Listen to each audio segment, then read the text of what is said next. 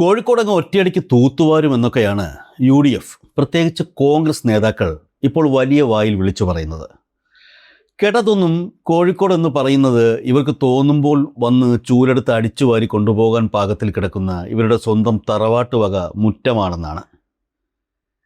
എന്താണ് ഈ തൂത്തുവാരുക എന്നതുകൊണ്ട് ഇവർ ശരിക്കും ഉദ്ദേശിക്കുന്നത്? ജനങ്ങളെ ഇത്രത്തോളം പരിഹസിക്കുന്ന മറ്റൊരു പ്രസ്താവനയുണ്ടോ? ഒന്ന് തിരിഞ്ഞു നോക്കാം. 2021 നിയമസഭാ തെരഞ്ഞെടുപ്പ് ഫലം കോൺഗ്രസ്സുകാർ ഇത്ര വേഗം മറന്നുപോയോ? കോഴിക്കോട്ടെ 13 മണ്ഡലങ്ങളിൽ 11 സീറ്റും അന്ന് നെഞ്ചേറ്റിയത് ഇടതുപക്ഷത്തെയാണ്, ആ ചെങ്കൊടിയാണ്. അതിനുശേഷം പെട്ടെന്നൊരു സുപ്രഭാതത്തിൽ ഈ പറയുന്ന UDFക്കാർക്ക് അനുകൂലമായി കോഴിക്കോട്ടെ കാറ്റ് വലത്തോട്ട് വീശാൻ തുടങ്ങിയോ? ഇല്ലല്ലോ. അപ്പോൾ പിന്നെ എന്ത് ധൈര്യത്തിലാണ് ഈ വീമ്പിളക്കൽ? ഇനി നിയമസഭാ തെരഞ്ഞെടുപ്പിന് മുൻപ് നടന്ന ലോക്സഭാ തെരഞ്ഞെടുപ്പിലെയും തദ്ദേശ സ്വയംഭരണ തെരഞ്ഞെടുപ്പിലെയും ഫലങ്ങൾ കണ്ടുകൊണ്ടാണോ ഇവർ ഈ പകൽക്കിനാവ് കാണുന്നത്? എങ്കിൽ അതൊന്ന് പരിശോധിക്കണ്ടേ? തദ്ദേശ തെരഞ്ഞെടുപ്പിൽ 27 ഗ്രാമപഞ്ചായത്തുകളും ബ്ലോക്കുകളും കോർപ്പറേഷനും എല്ലാം ചെങ്കൊടി ഏന്തിയത് ഈ കോൺഗ്രസ്സുകാർ കണ്ടില്ലേ? അതോ കണ്ണടച്ചിരുട്ടാക്കിയതോ?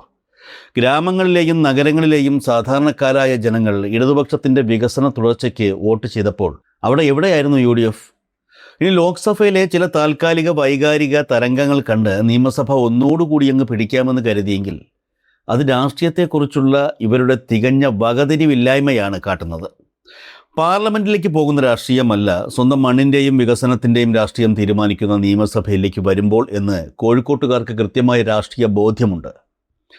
ഈ യാഥാർത്ഥ്യം മനസ്സിലാക്കാതെയുള്ള ഇവരുടെ ഈ തൂത്തുവാരൽ പ്രസ്താവനകൾ കേൾക്കുമ്പോൾ ശരിക്കും സഹതാപമാണ് തോന്നുന്നത്. എന്താണ് യഥാർത്ഥത്തിൽ കോഴിക്കോട്ടെ ഗ്രൗണ്ട് റിപ്പോർട്ട്? താഴെത്തട്ടിൽ നിന്നും ലഭിക്കുന്ന വിവരങ്ങളും കേരളത്തിലെ പ്രമുഖ രാഷ്ട്രീയ ചിന്തകരും തെരഞ്ഞെടുപ്പ് വിദഗ്ധരും നൽകുന്ന സൂചനകളും വെച്ച് പരിശോധിക്കുമ്പോൾ കോഴിക്കോട് ഇത്തവണയും LDFന് അനുകൂലമായ ഒരു തരംഗം തന്നെയാണ് കാണാൻ കഴിയുന്നത്. പൂർണ്ണമായും ഒന്നും ഉറപ്പിച്ചു പറയാൻ കഴിയില്ലെങ്കിലും ലഭ്യമായ ഡാറ്റകൾ പ്രകാരം 13-ൽ കുറഞ്ഞത് 9 സീറ്റുകളിലെങ്കിലും ഇടതുപക്ഷത്തിന് വ്യക്തമായ മുൻതൂക്കമുണ്ട് എന്നാണ് രാഷ്ട്രീയ നിരീക്ഷകർ ഒന്നടങ്കം വിലയിരുത്തുന്നത്. ബാക്കിയുള്ള 4 സീറ്റുകളിൽ മാത്രമാണ് UDFന് നേരിയ പ്രതീക്ഷയെങ്കിലും വെച്ചു പുലർത്താൻ കഴിയുന്നത്. അവിടെയും കടുത്ത പോരാട്ടമാണ് നടക്കുന്നത്. പരാജയഭീതി മുന്നിൽ കാണുമ്പോഴുള്ള ഒരു വല്ലാത്ത വെപ്രാളം UDF ക്യാമ്പുകളിൽ പ്രകടമാണ്. ഇതിലേറ്റവും കൗതുകകരമായ വിലയിരുത്തലുകൾ വരുന്നത് ചില വ്യക്തികളെ കേന്ദ്രീകരിച്ചാണ്. അതിലൊരു പ്രധാന നടനാണ് നമ്മൾ ഈ പറയുന്ന സാക്ഷാൽ PV അൻവർ.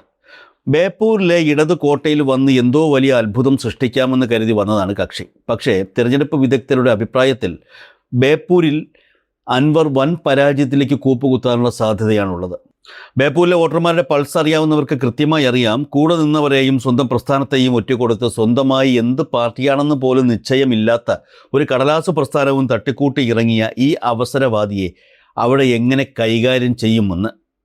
തോൽവി ഏറെക്കുറെ ഉറപ്പായെന്ന റിപ്പോർട്ടുകൾ പുറത്തു വന്നതോടെയാണ് അൻവർ വീണ്ടും വേഷമാറി തുടങ്ങിയത്. ഇത് വെറും രാഷ്ട്രീയ പാപ്പരത്തമാണ് എന്നാണ് നിരീക്ഷകർ ചൂണ്ടിക്കാട്ടുന്നത്. ഇടതുപക്ഷത്തിൻ്റെ തണലിൽ വളർന്ന് ഒടുവിൽ അതേ മരത്തിൻ്റെ വേരിറക്കാൻ നോക്കിയാൽ കോഴിക്കോട്ടുകാർ വെറും കൈയോടെ മടക്കി അയക്കില്ല എന്ന് അൻവറിന് പതുക്കെ മനസ്സിലാക്കി തുടങ്ങിയിട്ടുണ്ട്. അതുകൊണ്ടാണല്ലോ ബേപ്പൂരിൽ നിന്നും മെല്ലെ തടിയൂരി തൃണമൂലോ അതോ പുതിയ പാർട്ടിയോ എന്നൊക്കെ പറഞ്ഞ് അടുത്ത നാടകത്തിന് തിരക്കഥയൊരുക്കുന്നത്. ജനങ്ങളെ ഇത്രത്തോളം വില കുറച്ച് കാണുന്ന ഈ പുത്തൻ കോമാളിയെ വോട്ടർമാർ എങ്ങനെയാകും കൈകാര്യം ചെയ്യുക എന്നാണ് കാത്തിരുന്ന് കാണേണ്ട കാഴ്ച. ഇനി മറ്റൊരു മണ്ഡലത്തിലെ വിദഗ്ധ വിലയിരുത്തലിലേക്ക് വരാം. തൂത്തുവാരുമെന്ന് പറയുന്ന UDFൻ്റെ പേരാമ്പ്രയിലെ ക്യാമ്പിൽ എന്താണ് നടക്കുന്നത്?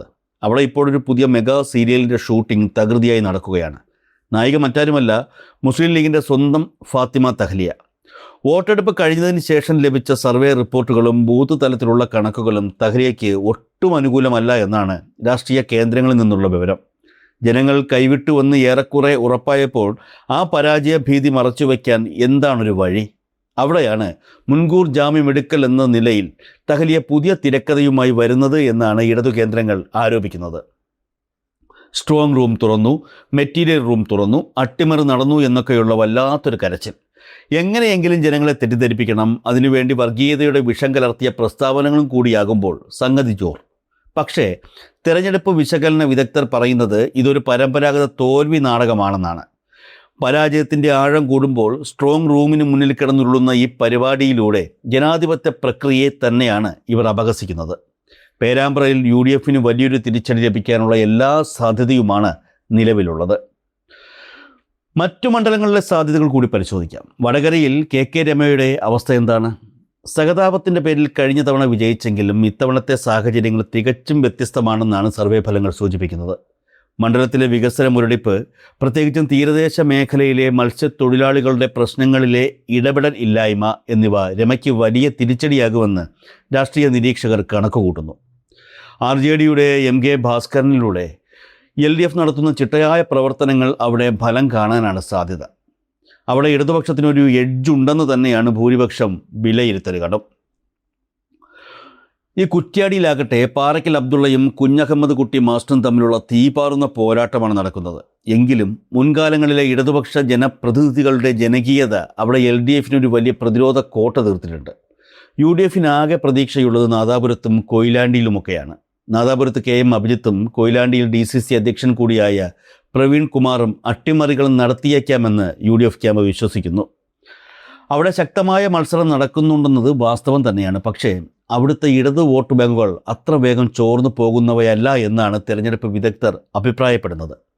ഷാഫി പറമ്പിലിൻ്റെ നേതൃത്വത്തിൽ പേരാമ്പ്രയിൽ നടന്ന മൂക്കിൻ്റെ പാലം പൊട്ടൽ നാടകം പോലെയുള്ള വില കുറഞ്ഞ പ്രീണന തന്ത്രങ്ങൾ കോഴിക്കോട് രാഷ്ട്രീയ പ്രബുദ്ധരായ വോട്ടർമാർക്കിടയിൽ എത്രത്തോളം വില പോകുമെന്നത് സംശയമാണ്. കോഴിക്കോട് നഗരമണ്ഡലങ്ങളായ നോർത്തിലും സൗത്തിലുമെല്ലാം LDF വളരെ സുരക്ഷിതമായ നിലയിലാണെന്നാണ് ഗ്രൗണ്ട് റിപ്പോർട്ടുകൾ. തോട്ടത്തിൽ രവീന്ദ്രനും അഹമ്മദ് ദേവർകോവിലിനുമെതിരെ BJPയുടെ നവ്യ ഹരിദാസിനെ ഇറക്കി ത്രികോണ മത്സരം ഉണ്ടാക്കാമെന്ന് വലതുപക്ഷം ചിന്തിക്കുന്നുണ്ടെങ്കിലും അതിന് വലിയ ചലനം സൃഷ്ടിക്കാൻ സാധ്യതയില്ല.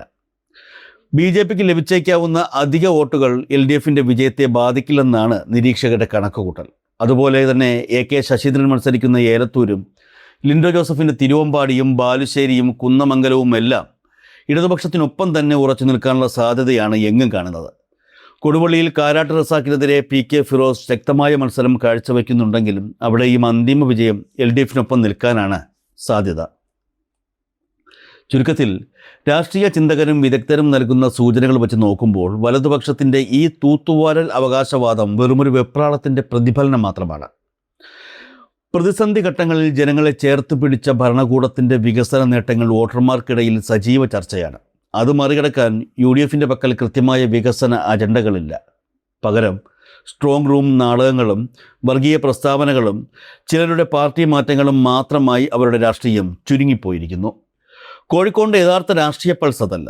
പൂർണ്ണമായും പ്രവചനാതീതമായ ഒരു തെരഞ്ഞെടുപ്പാണ് നടന്നതെങ്കിലും ലഭിക്കുന്ന സൂചനകളെല്ലാം വിരൽ ചൂടുന്നത് അധ്വാനിക്കുന്നവൻ്റെയും സാധാരണക്കാരൻ്റെയും ശബ്ദമായ ഇടതുപക്ഷത്തിന് തന്നെയാണ് ഇത്തവണയും കോഴിക്കോട് മുൻതൂക്കം നൽകുക എന്നാണ്.